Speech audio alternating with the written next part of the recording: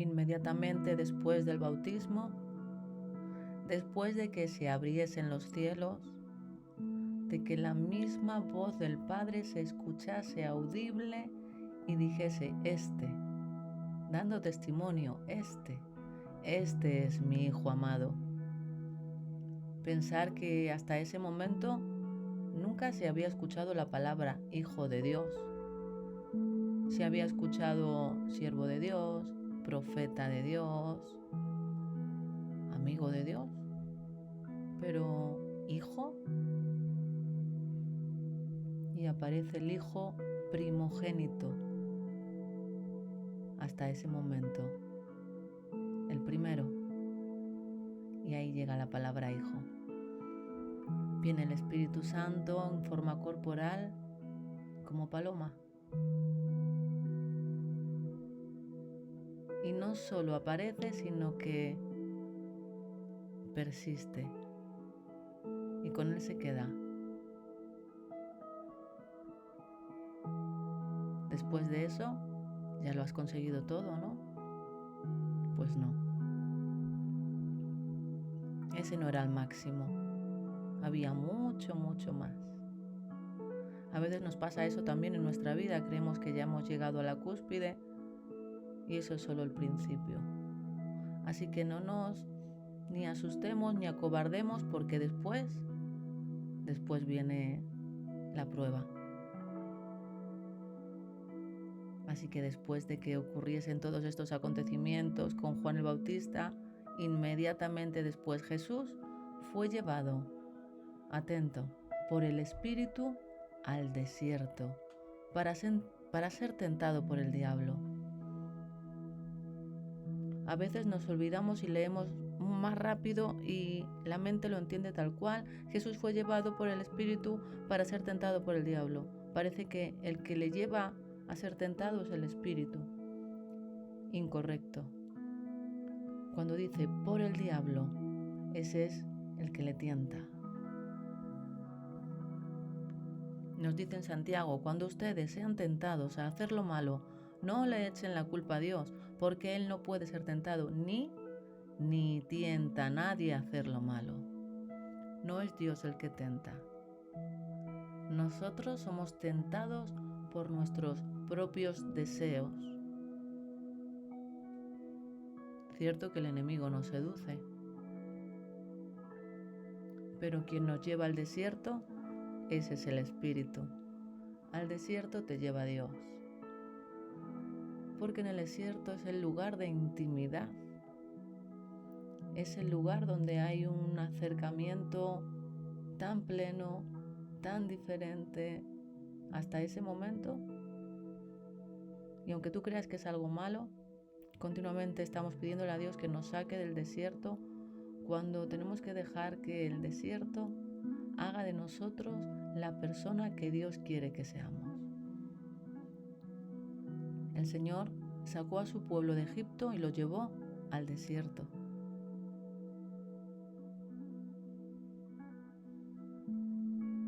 En Oseas 2:14 dice, mira, lo he puesto en 3 versiones para que veáis, siempre pone la figura del hombre y la mujer.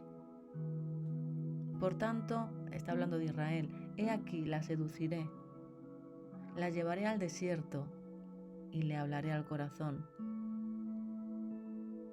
Pero luego volveré a conquistarla, la llevaré al desierto y allí le hablaré tiernamente. Y esta es mi favorita, llevaré a Israel al desierto y allí, con mucho cariño, allí, en el desierto, haré que se vuelva a enamorar de mí. Así que el desierto es un lugar de enamoramiento. El desierto míralo como una luna de miel. Es el lecho de los enamorados, es el lugar donde se engendra. El desierto es el lugar donde la vida llega, es el lugar donde el corazón duro comienza a hacerse un corazón de carne, donde Dios nos conquista y nos seduce. Hemos visto que el que nos seduce para el mal es el diablo, pero quien nos seduce en el desierto es nuestro amado.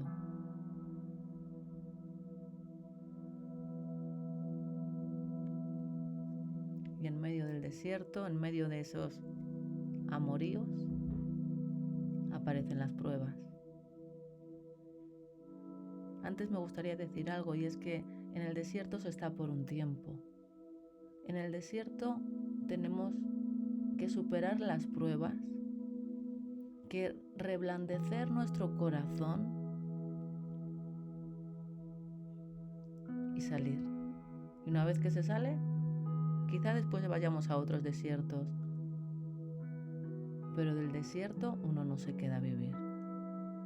Uno supera las pruebas y las tentaciones tal y como nos lo muestra Jesús, que lo hizo con la palabra.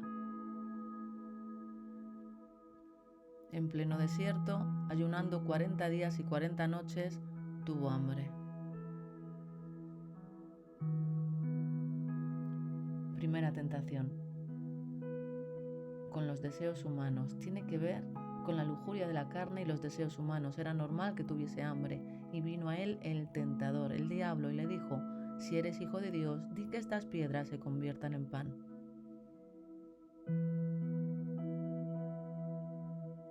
No es que le estuviese poniendo en duda si eres hijo de Dios, sino ya que eres hijo de Dios, di que estas piedras se conviertan en pan. Mira la fe del diablo.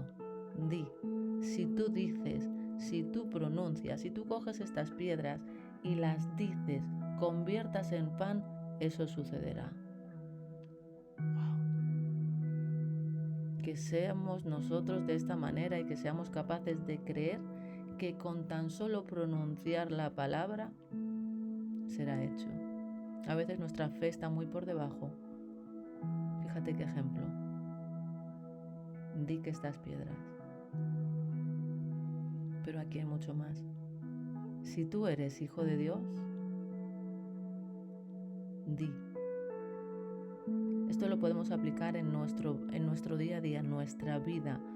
Tú eres hijo, tú eres hija de Dios.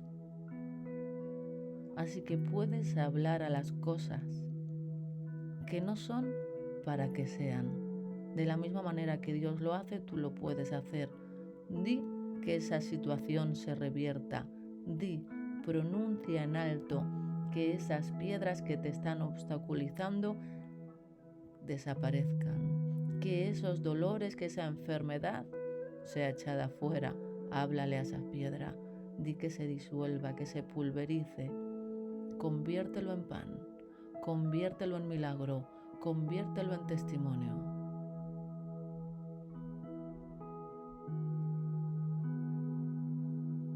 Jesús le respondió y dijo: escrito está, no solo de pan vivirá el hombre, sino de toda palabra que sale de la boca de Dios. Esta es la forma de vencer, con la palabra en la boca, pronunciada en alto. ¿Y cómo? Con textos de la Biblia. No solo de pan vivirá el hombre. Aquí no solo está hablando del alimento físico que nuestro cuerpo necesita, que el cuerpo se alimenta de pan, obviamente, pero el espíritu se alimenta de palabras. Tú estás hecho de palabras.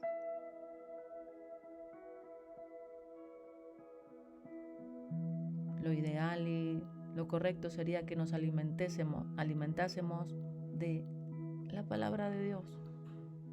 Pero nuestro error es que prestamos nuestro oído y cualquier palabra intoxicada que nos lanzan, cualquier conversación, chismes, apatía, duda, todas esas palabras no solo las escuchamos, sino que las tragamos y pasan a nuestro vientre espiritual y pasan a ser parte nuestra.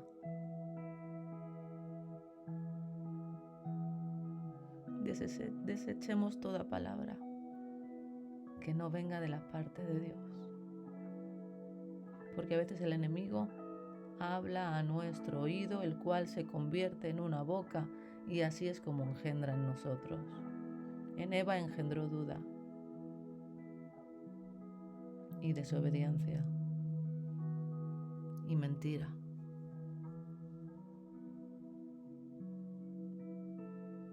Segunda tentación, tentación al orgullo de la vida. El diablo le llevó a la santa ciudad y le puso sobre el pináculo del templo y le dijo: si eres hijo de Dios, ya que eres hijo de Dios, échate abajo, que está escrito: a sus ángeles mandará acerca de ti y en sus manos te sostendrán para que no tropieces con tu pie en piedra. Citando el Salmo 91:11. Aquí el principal predicador de esta tierra, el que no deja de predicar continuamente, el diablo, lo que hace es que saca de contexto el Salmo. Tiene varias formas de predicar, pero una es haciendo un mix, metiendo verdad con mentira, y otra es sacándolo de contexto. Cuando lo sacas de contexto, entonces es mal aplicado y por lo tanto no es válido. No podemos sacar cualquier texto y aplicarlo a nuestro gusto y a nuestro antojo. Jesús le dijo: igual, escrito está. Todas estas son citas al Antiguo Testamento. Jesús le dijo: escrito está, no tentarás, no pondrás a prueba, no dudarás de la palabra de Dios, no dudarás de Dios, no forzarás, y esta me gusta mucho, no manipularás al Señor tu Dios. Nosotros no es que manipulemos, pero en ocasiones sí que nuestras oraciones tratan de manipular, cosa que no se dará.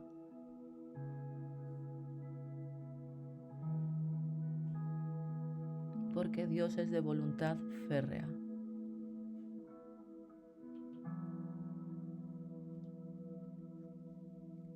La siguiente, tentación a los deseos de los ojos. Otra vez le llevó el diablo a un monte muy alto y le mostró todos los reinos del mundo y la gloria de ellos. Y le dijo: mira, ¿ves esto? Todo esto te daré, si postrado me adorares. ¿Cuál es la finalidad? ¿Qué es lo que quiere? ¿Cuál es la meta del diablo? Adoración. Y le daba todo lo que ya tenía, porque Adán se lo había dado. Adán en la desobediencia le otorgó todo, entonces los reinos del mundo y la gloria de ellos le pertenecían. Fíjate que Jesús tiene todos los reinos del mundo y toda la gloria de ellos, pero después de la cruz se lo dio el Padre. Él se lo estaba ofreciendo sin cruz, sin Calvario, sin Gólgota, sin clavos. Pero Jesús le dijo: vete de aquí, Satanás, porque está escrito: al Señor tu Dios adorarás, a Él solo servirás. El diablo entonces le dejó. En otras versiones dice, en otros evangelios dice por un tiempo, como de momento. Y aquí vinieron ángeles y le servían. Estos ángeles le trajeron comida. Cuando Dios lo hace perfecto. Pero dejemos que sea Él el que lo haga a su manera, a la manera de Dios.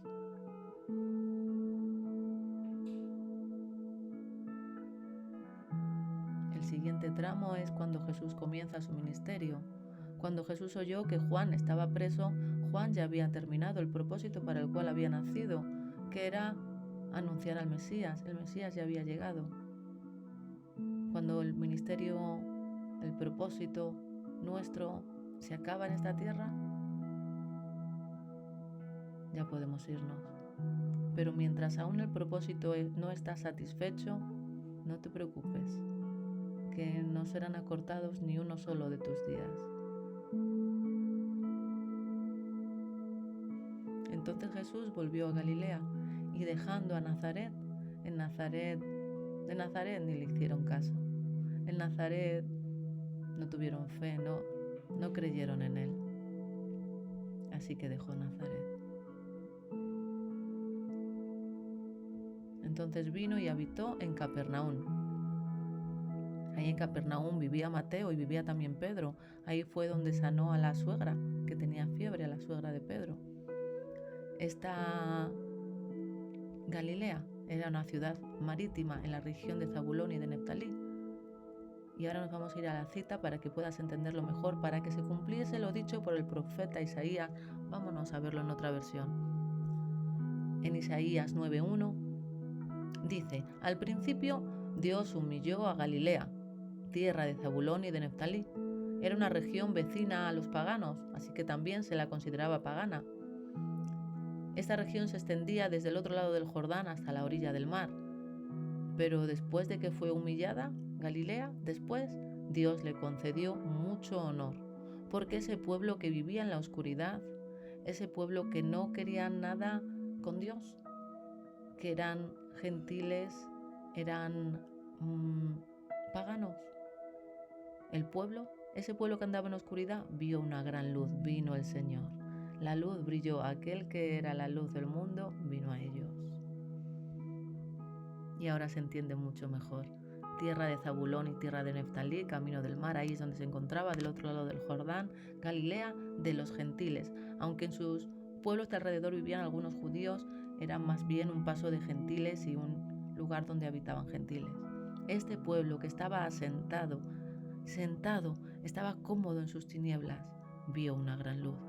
A los asentados en región de sombra de muerte, donde hay tinieblas hay muerte, la luz, Jesús, les resplandeció a su camino. Y desde entonces comenzó Jesús a predicar, a contarles las nuevas buenas, a decirles, igual que Juan el Bautista, arrepentíos, porque el reino de los cielos se ha acercado. Aquí hay un golpe de estado. Hasta ahora no, pero ahora viene el gobierno de Dios. Ahora está aquí el gobierno de Dios. Cambien la manera de vivir, cambien la manera de ser, cambiando la manera de pensar. Y andando Jesús junto al mar de Galilea, vio a dos hermanos, Simón, después llamado Pedro, y Andrés, su hermano. Este Andrés, en el Evangelio de Juan nos dice que fue Andrés él estaba con Juan el Bautista y escuchó el testimonio de Juan el Bautista que dijo, este es el Cordero de Dios, este es el Cordero de Dios que quita el pecado del mundo. Y desde ahí, Andrés directamente se fue con Jesús.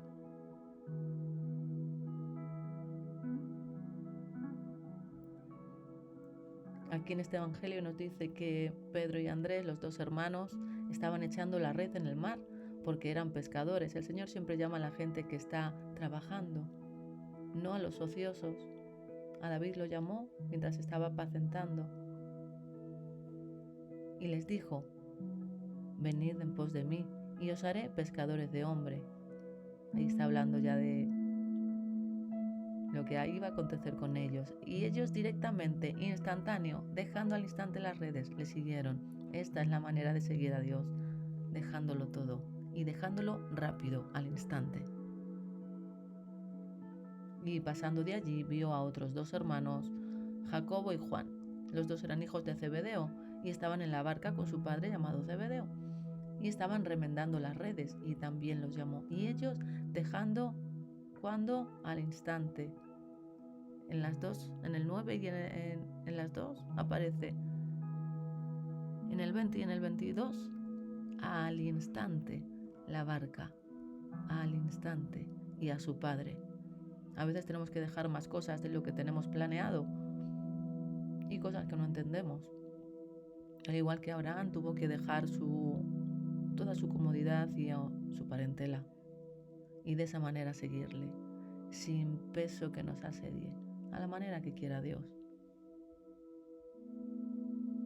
Y recorrió Jesús toda Galilea, enseñando en las sinagogas de ellos, de los judíos, y predicando el evangelio del reino, enseñando, predicando y sanando toda enfermedad, toda dolencia. Y se difundió su fama por toda Siria y le trajeron todos los que tenían dolencias, los afligidos por diversas enfermedades y tormentos, los endemoniados, lunáticos, paralíticos, y los sanó. Le daba igual si era una enfermedad física, si era mental, si era generacional, si era espiritual, los sanó. Y le siguió mucha gente de Galilea, de Decápolis, de Jerusalén, de Judea, del otro lado del Jordán. De cualquier lugar, su fama empezó a extenderse. comenzó el ministerio del Señor Jesús.